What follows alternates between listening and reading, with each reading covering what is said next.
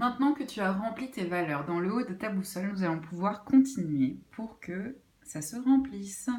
Nous allons donc maintenant parler de tes doshas. Dosha, en Ayurveda, signifie tout ce qui peut se déséquilibrer. Sur Terre, tout est fait d'air, d'espace, de feu, d'eau et de terre.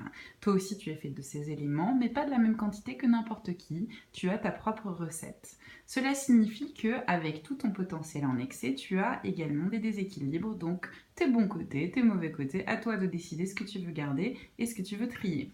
Pour pouvoir changer ton lifestyle de sorte à ce que cela vienne nourrir ce que tu aimes le plus chez toi et équilibrer ce qui par moment te pose des problèmes, nous allons nous intéresser à quel profil de dosha tu es. Donc, tu peux bien entendu faire une petite quiz dont je peux te transmettre le lien avec le site d'Ipak Chopra, mais sinon je t'explique très rapidement comment cela fonctionne.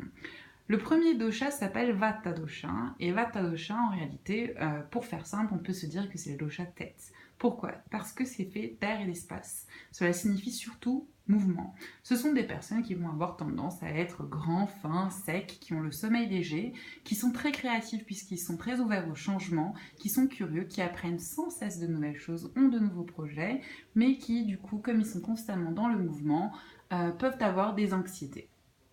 Ce sont des personnes qui auraient besoin d'apprendre à ancrer les choses, digérer les choses et à se concentrer sur une chose à la fois. Ensuite, nous avons la Pitta dosha. Pitta dosha, pour moi, je le simplifie en métaphore en disant que c'est l'estomac parce que c'est la partie digestion. C'est fait d'eau et de feu, sauf que ce feu, quand ça bouillonne, ça peut donner des choses assez intéressantes ou embêtantes.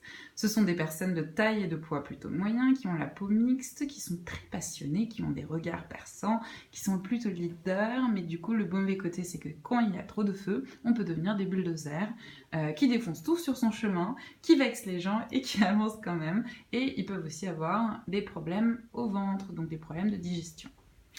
Donc c'est très bien d'avoir des idées, mais il faut encore les digérer pour ensuite pouvoir les ancrer. Donc notre troisième dosha, ça va être la kapha dosha, que moi je métaphore sous forme de pieds ou de racines. C'est de l'eau et de la terre. Et donc ce sont des personnes, lorsqu'on est en excès en kapha, qui vont avoir tendance à être plutôt ronds, qui vont être plutôt lents, qui vont être bien ancrés, bien les pieds sur terre, qui ne vont pas être trop dans des initiatives et du changement, qui vont bien soutenir les autres, ils vont être aimables et ils vont être focus sur ce qu'ils font.